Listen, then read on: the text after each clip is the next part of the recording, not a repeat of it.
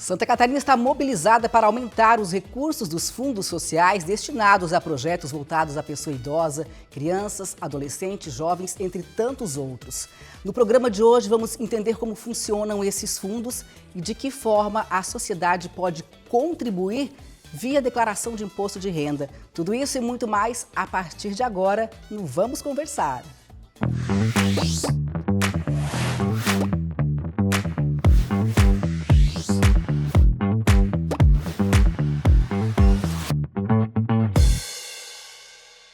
E para falar sobre esse assunto, eu tenho o maior prazer de receber aqui no nosso estúdio a Marisa Luciana Schwab de Moraes, que é presidente do Conselho Regional de Contabilidade de Santa Catarina. Marisa, seja muito bem-vinda aqui ao Vamos Conversar. Que prazer te ter aqui. O prazer é todo nosso, um prazer estar com vocês e falar de um tema que é tão relevante para toda e qualquer pessoa.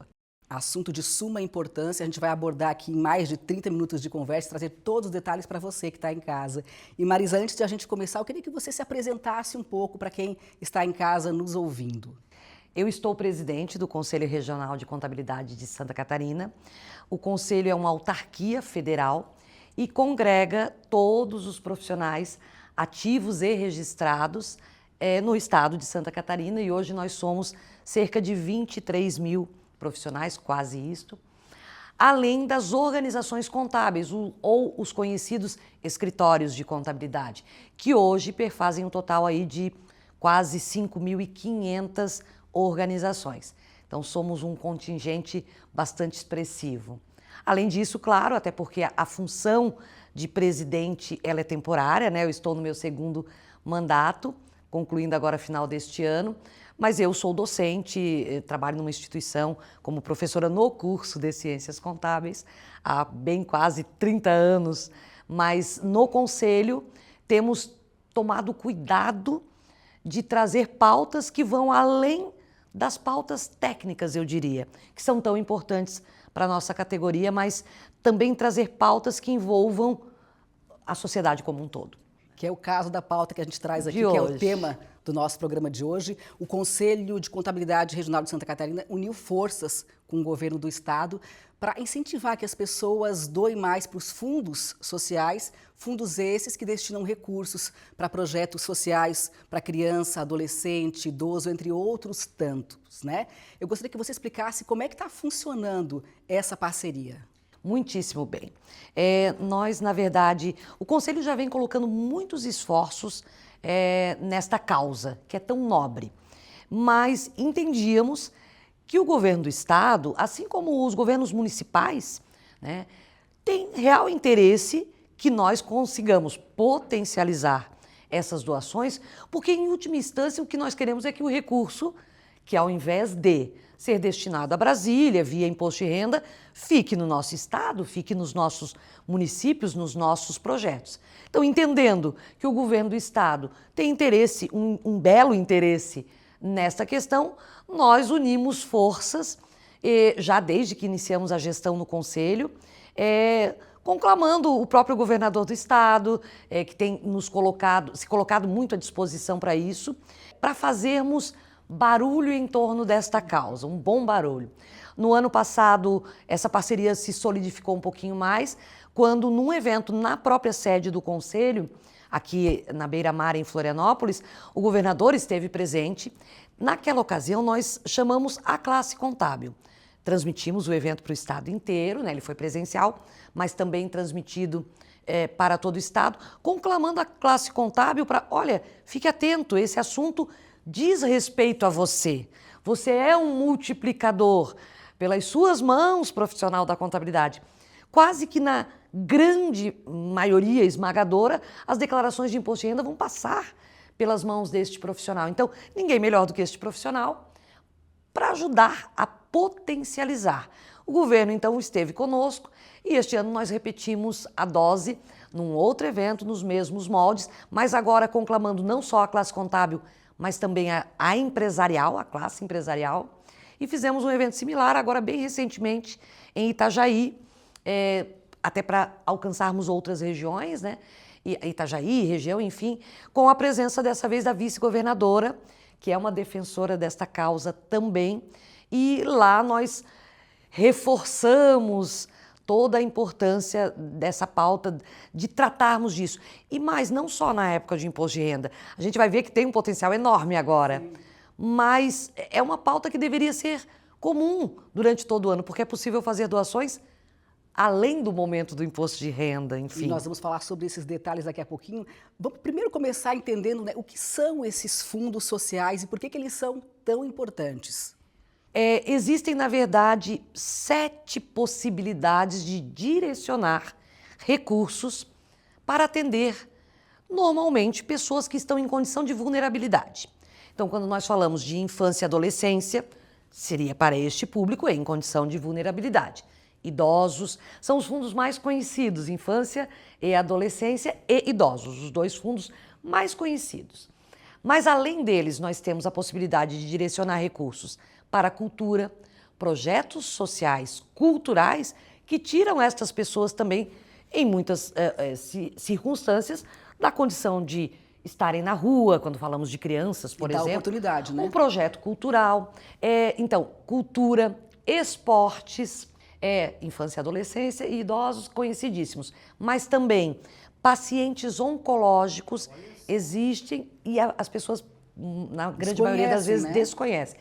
De você direcionar recursos para pacientes oncológicos e pessoas com deficiências. Mais recentemente, uma 7ª possibilidade, que é reciclagem. No mundo que a gente fala tanto de sustentabilidade, reciclagem entrou recentemente no rol de possíveis destinações. Alguns são conhecidos por fundos, os 2 primeiros mais conhecidos que eu mencionei. Outros dependem de projeto de lei para você poder doar. E outros dependem de programas, como, por exemplo, os da saúde.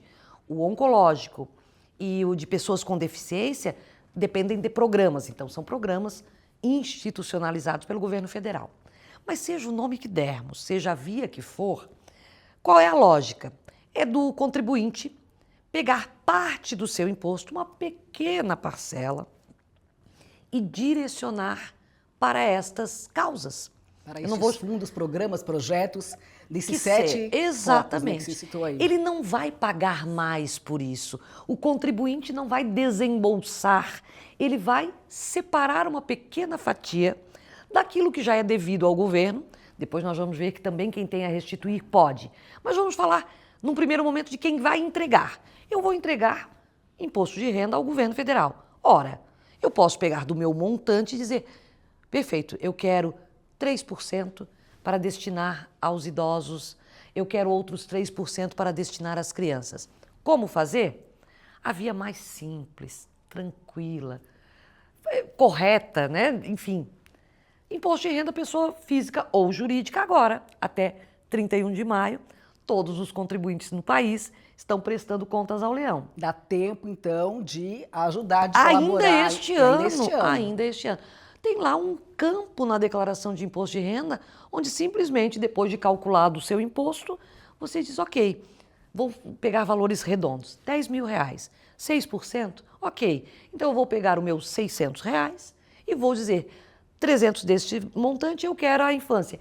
É um clique, é um íconezinho, é um flag, é muito simples. Isso para quem faz a simplificada? Temos alguns senãos, que é um esforço, inclusive, do governo do estado, de superarmos algum... Eu não gosto de chamar de barreiras, porque eu gosto de olhar pelo lado positivo. Nós temos, sim, hoje, alguns fatores que limitam um pouco a adesão. 3, na verdade. E levamos isso para o governo do estado, foi muito bom, porque de pronto o governador já se colocou à disposição para tentarmos superar esses possíveis obstáculos. Para incentivar com que mais pessoas possam doar de uma forma mais simples. Um dos fatores que nós chamamos de fatores limitantes é que hoje só é possível fazer, agora, no momento que você está elaborando a sua declaração de imposto de renda, somente aqueles que fazem, contribuintes pessoas físicas, declaração completa. Isso é, de certa forma, um entrave, Rafaela, por quê? No estado de Santa Catarina, os dados de 2024 mostram que 62,3% do total de contribuintes que entregou a declaração de imposto de renda foram simplificada. Então, nós temos aí um grande potencial muito é. interessante se eles também pudessem optar por. Mas ainda assim, vamos lá, temos todos os demais, declaração completa, que podem fazê-lo.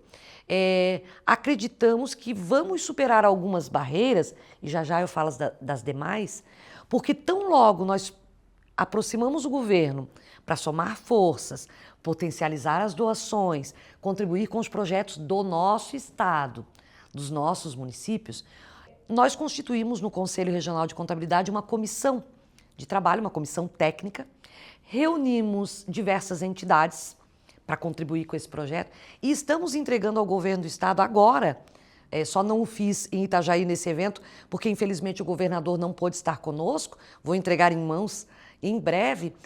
Esse grupo de estudo fez como nós podemos superar esses obstáculos, qual a legislação precisa mudar, o que poderíamos fazer para superar essas barreiras. E esse estudo ficou pronto, felizmente, estamos entregando ao governo do estado. Então, quais normativas nós teremos que alterar para ampliar o potencial? Aí isso ficaria para a declaração do próximo ano, né? Tomara, porque é um trâmite um pouquinho... Ficar na torcida. Sim, e esforço, colocar esforço. Vai ter que tramitar no Congresso Nacional? Vamos bater na porta dos nossos senadores e pedir pela causa. Temos que intervir aqui na nossa Assembleia? Vamos bater na porta dos deputados e vamos conversar. E o Conselho, felizmente, ele tem uma boa relação tem com portas abertas, com né? com esses entes, né? Poder Executivo, Legislativo, e nós vamos fazê-lo sim. Essa comissão entregou um material muito bom, agora precisa avançar com esse material nas tratativas jurídicas. Inclusive, na comissão participa Conselho Regional de Contabilidade, certamente, OAB, então nós chamamos colegas da área jurídica para contribuir, Conselho Federal de Contabilidade, que é o nosso órgão máximo, cuja sede é em Brasília, as entidades contábeis parceiras, então nós somos Conselho Regional, uma autarquia, mas nós temos sindicatos muito importantes aqui, patronal, enfim. Então chamamos a Federação dos Contabilistas do Estado de Santa Catarina para contribuir, os sindicatos, chamamos de SESCONs, para contribuir, todo mundo sentado à mesa, estudando sobre o assunto para entregar uma proposta. Marisa, você falou então de um dos entraves hoje, que é a questão de mais de 60% das declarações em Santa Catarina serem feitas de forma simplificada, mas isso a gente vai ficar aqui na torcida para que logo isso seja revisto, né? E os outros dois entraves, né, que estão estão de repente impedindo que as pessoas façam essa doação para os fundos? No caso da pessoa jurídica, esse primeiro que eu mencionei se refere à pessoa física. Nós temos um outro fator limitante que diz respeito à pessoa jurídica. Só podem fazer estas doações aos fundos, em especial aos dois primeiros, que estão diretamente atrelados à declaração de imposto de renda, infância, adolescência e idosos, pessoas jurídicas tributadas pelo lucro real. O que isso significa? Via de regra, são tributados pelo lucro real as empresas de maior porte, né? Só que elas não são maioria no nosso país, tampouco no nosso estado. Hoje, em Santa Catarina, cerca de 41 mil empresas são tributadas por esta forma de tributação. A grande maioria, outras formas de tributação, lucro presumido, simples nacional. Ora, se nós temos uma pequena parcela de empresas tributadas por esta modalidade, se nós ampliássemos para as demais, nós teríamos aí um potencial gigantesco, porque outras empresas, não necessariamente as de maior porte, poderiam fazê-lo. Hoje fica restrito a este contingente de cerca de 41 mil empresas. Embora seja um número pequeno, o volume de imposto devido destas empresas... É bem grande, bem representativo. Eu vou depois passar esses números, porque eles dizem respeito até ao potencial que temos, né? Então, sem mexermos em nada, nós já temos muito o que fazer, porque essas 41 mil já deixaram de deixar ao nosso estado no ano passado, eu vou arredondar os números, 1,03 bilhões. É muito dinheiro, que poderia ter ficado no estado, contribuído para os fundos, para projetos sociais e que não ficaram só aqui. Das pessoas jurídicas. Soma-se a este número, que é triste, né? Porque imagina, você pegar 1,03 bilhões e destinar para tantos projetos incríveis em cada município do nosso estado. Pessoa física, no ano passado, só para os 2 fundos que eu mencionei, que tem a opção direto na declaração, o potencial de arrecadação era de 487 milhões. Foram destinados 17. Isso dá quanto por cento? 3,52. É nada. É muito pouco. Nós temos quase 90, cerca de 97 quase por cento que está. Então temos lá 487 milhões, 17 ficaram, ok. E os outros 470? Brasília. É recurso, é imposto federal. Devido. Quando poderiam ter ficado aqui? Agora somamos, vamos somar. Contador adora isso. Você tem 470 milhões que deixaram de ficar pessoa física. 1,03 bilhão. Pessoa jurídica. Nós temos 1,33 bilhões só do ano passado. Os números de 2023 não eram muito diferentes. Então, em 2 anos, nós temos 2,5 bilhões que não ficaram em projetos no nosso estado, nos nossos municípios. Imagina a diferença que faria um projeto de uma pequena cidade ou de uma grande cidade que recebe lá 50 mil reais. Eles fariam coisas incríveis com 50, com 100, com 20.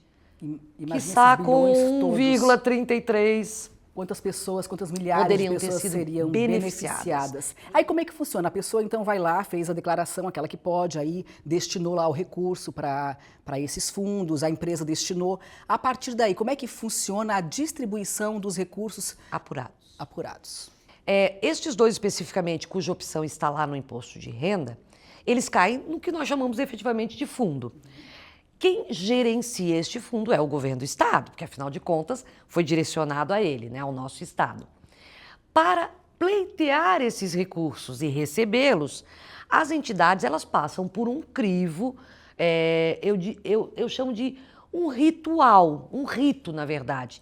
Ela precisa estar habilitada para receber o recurso. E por que isso é importante? Ah, mas não burocratiza, Marisa. Não está burocratizando uma coisa que deveria ser ágil. Pega o recurso, faz o projeto. Não, precisa ter um rigor também, porque o recurso é público e vai ser destinado a uma entidade de terceiro setor, a uma ONG, a quem pleitear o recurso. E para isso ela precisa o quê? Estar habilitada. Para estar habilitada, projeto. Então, antes de pegar o recurso do fundo que está lá depositado, a entidade vai ter que provar para qual fim ela vai utilizar esse recurso, qual é o público-alvo, quem ela vai contribuir que está lá na condição de vulnerabilidade. Então, ela precisa ter a entidade projeto, ela tem que executar o projeto, obviamente, né, fazer uso do recurso que recebeu e prestar contas. Então, após o projeto vai lá, vamos executado, pegar. Ela tem que dizer, olha, dos 50 mil sugeridos aqui como exemplo que eu recebi, tal valor para este fim, este foi para... Vou pegar um exemplo muito simples. Uma escolinha de futebol que está lá num determinado município e que é um projeto social para tirar crianças que no contraturno lá da sua escola não estarem na rua, sujeitas a drogas ou qualquer coisa do gênero. Fiz uma escolinha de futebol. Ela vai ter que comprar o uniforme para essas crianças, ela vai ter, talvez, despesas com locomoção, ela vai ter o lanche. Esses valores seriam pagos todos pelo fundo. Ela vai ter que prestar contas. Olha, eu gastei com o uniforme. Eu estou pegando um exemplo bem simples. Para que a gente possa entender e ilustrar. Mas é isso. Né? Vai para um fundo que fica sob a custódia, digamos assim, do governo do estado. As entidades estando habilitadas, cumprindo este rito, recebem o recurso e prestam contas. Isso é tão sério que se uma entidade que recebe num determinado ano não fizer todo o rito, o passo a passo, por exemplo, não cumpriu a prestação de contas, no outro ano ela não pode pleitear. Se habilitar.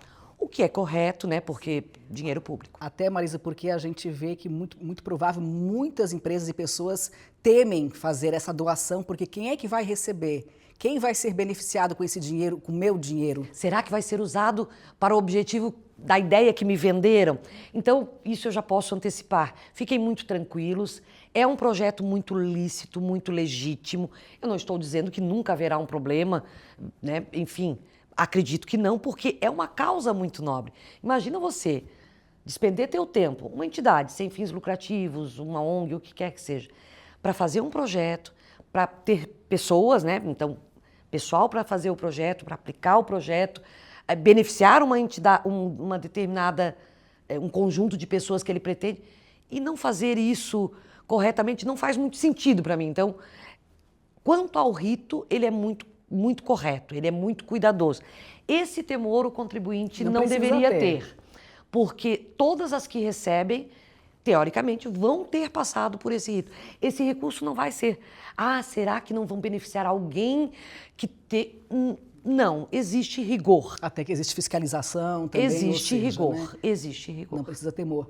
E aí eu quero saber assim, de você, se você pudesse trazer para a gente exemplos que ilustrem, né? Exemplos de entidades que estão sendo beneficiadas, de projetos que estão sendo beneficiados com esses recursos, atendendo aí a milhares de pessoas. Na semana passada, se eu não estou equivocada, eu fiz uma entrevista para uma TV local e, entre a minha fala sobre fundos, colocaram exemplos de projetos.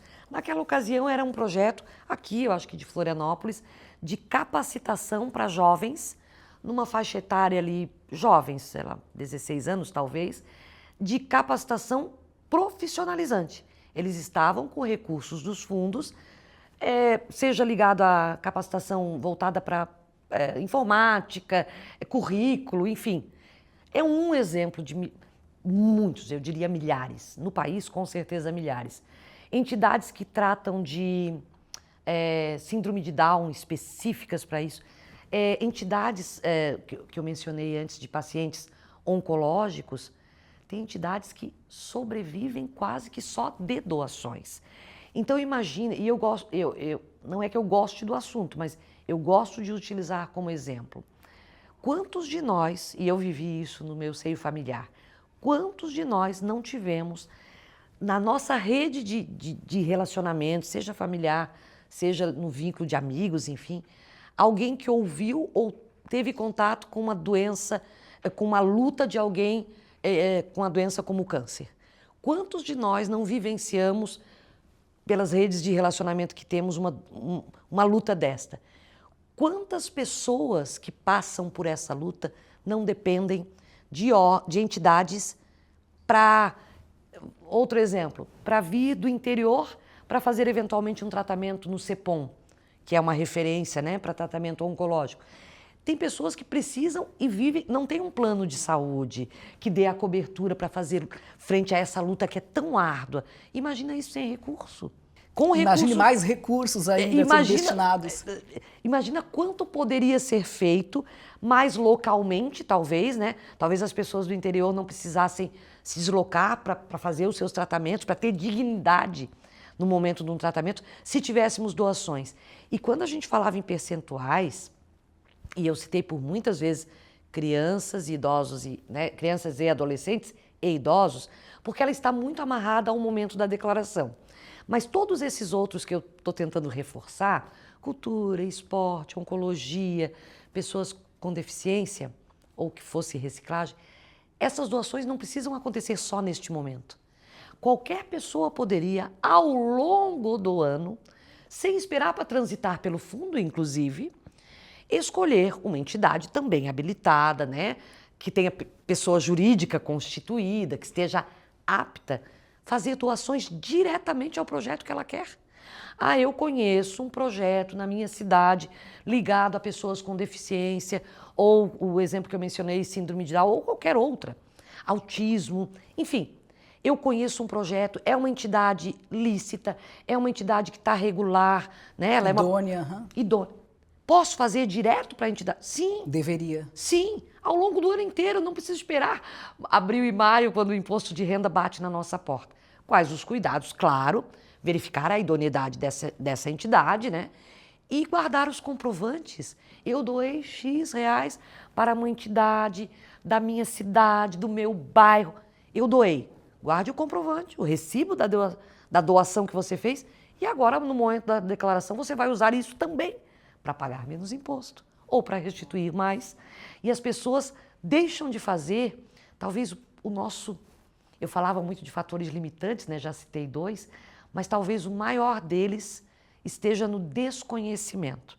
As pessoas não sabem o potencial que elas têm nas mãos para poder fazer ajudar. algo nesse sentido. E aí veio essa união de forças, então, do governo do estado com... A classe contábil quase intimando eu ando. Porque, como você disse, né, o contador está lá próximo da pessoa que está fazendo a declaração, ele pode explicar, ele pode estimular, se ele também estiver pronto para fazer isso. Né? É isso que vocês querem, atingir os contabilistas para que eles possam, então... Os primeiros a serem, inclusive, sensibilizados. Isso. O nosso primeiro evento foi só para os profissionais da contabilidade. Os primeiros que nós entendíamos que precisavam me sensibilizar. Depois avançamos para a classe empresarial. À época, o governador nos pediu, pelo conselho, para irmos à Fiesc falar só com a classe empresarial. Fizemos esse encontro. Agora, empresários de novo, profissionais da contabilidade de novo, porque eu entendo perfeitamente o papel multiplicador que nós temos. E é uma questão de cidadania, de abraçar uma causa que não vai gerar para o profissional da contabilidade mais trabalho. Não, ele não vai ter que... nenhuma. Já está passando pelas mãos dele, o contribuinte, no momento de fazer as suas contas ali com o leão.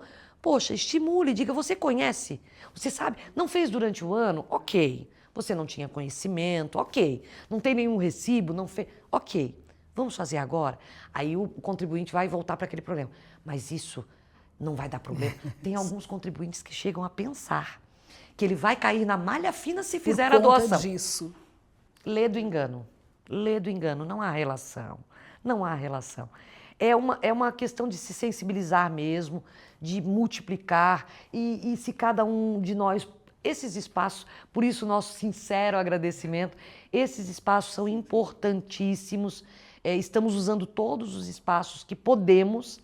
Ainda temos aqueles fatores para lidar há algum tempo, porque talvez para superarmos precisaríamos de tempo. E tem um terceiro que não comentamos, mas que é prudente, porque o contribuinte vai saber quando for fazer a sua doação. Hoje é possível, o terceiro fator limitante, que quando pagamos o nosso imposto de renda, feita a declaração, o cidadão que tem imposto a pagar, não a restituir, ele pode parcelar isto em 8 parcelas. O governo dá esta possibilidade, já vem lá a opção na declaração de imposto de renda. Quando ele faz a opção pelo fundo, em especial aos 2 diretamente na declaração, acaba gerando, o sistema gera um documento de arrecadação separado. Então ele vai ter lá as 8 parcelinhas para entregar ao governo, Brasília, vai lá, e uma parcelinha que ele optou, fez um gesto nobre, separada para o fundo. 6% normalmente é o teto na hora da declaração. Ok. Esta parcelinha, que ele gentilmente está fazendo uma boa ação, gera um DARF, um documento de arrecadação, que ele precisa pagar no ato. O que o contribuinte pode pensar? Poxa vida, se eu posso parcelar meu imposto em 8 suaves prestações, eu vou ter que pagar a doação, eu tenho que fazer no ato. Isso nos preocupa de que eventualmente gere não estimule a fazer. Gera um desconforto ali, né? Ele diz assim, poxa, se eu posso parcelar isso, eu tenho que fazer na hora. É pouco, mas entendemos que ele pode não se sensibilizar tanto. Então, o terceiro fator que nós vamos lutar para tentar modificar é a possibilidade de parcelar junto. Deixa parceladinho. É melhor parcelar junto que perder a pessoa, do que não receber esta doação. Exatamente. E outro dado importante, Rafaela, se tu me permitires. Eu falava em percentuais, então 3% para a infância e adolescência, 3% para o idoso. Mas alguns destes que eu mencionei, destas possíveis doações, estão fora do teto.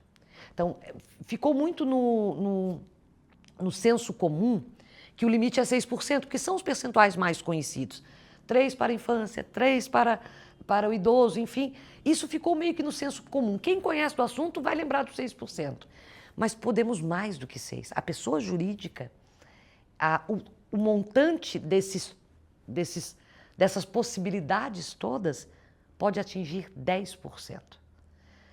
3 aqui, 2 aqui, cultura, esporte, 10%, não só 6%. A pessoa física, 6% conhecido? Não, 9%. Porque alguns deles estão fora do teto.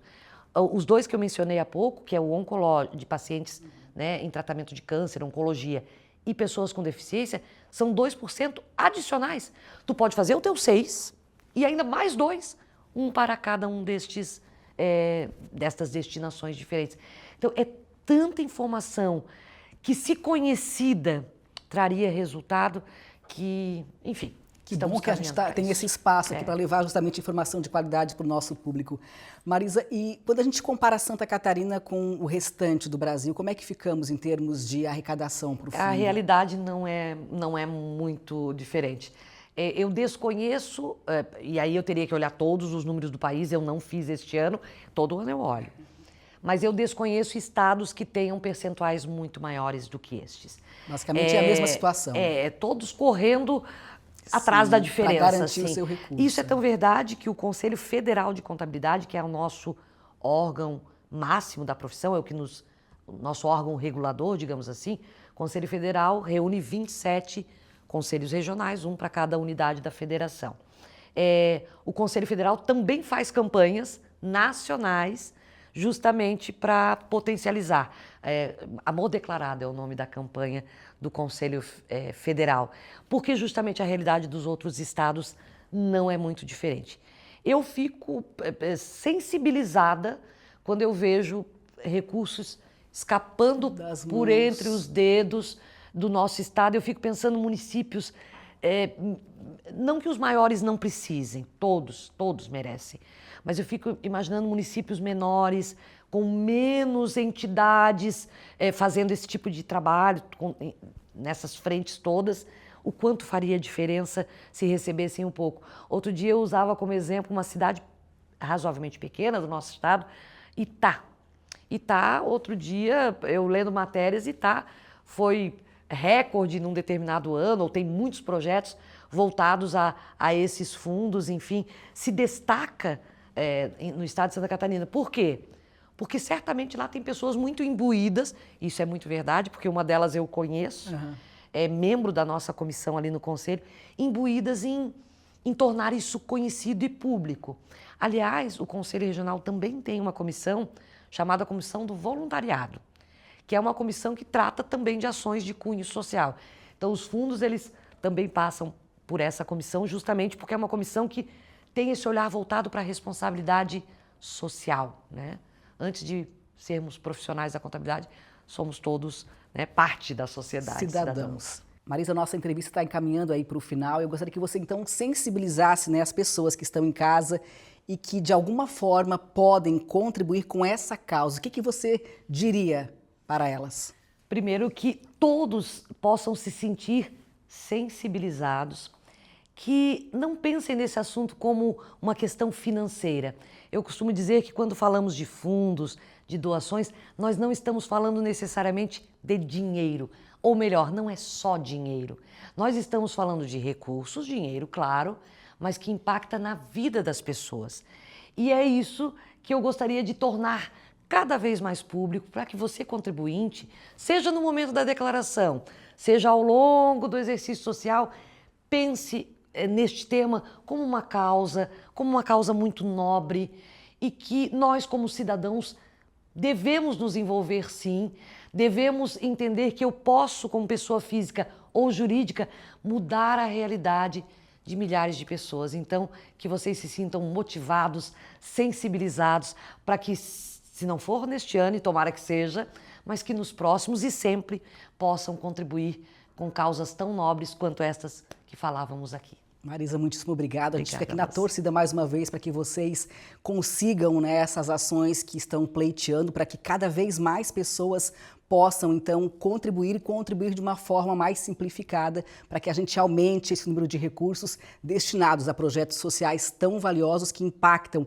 milhares de pessoas. Muito obrigada pelas suas informações e a gente fica aqui na torcida. Muito obrigada a você. Vamos então encerrando o Vamos Conversar de hoje. A você, muito obrigada pela companhia. Nós nos vemos no próximo programa com muito mais informações. Até lá!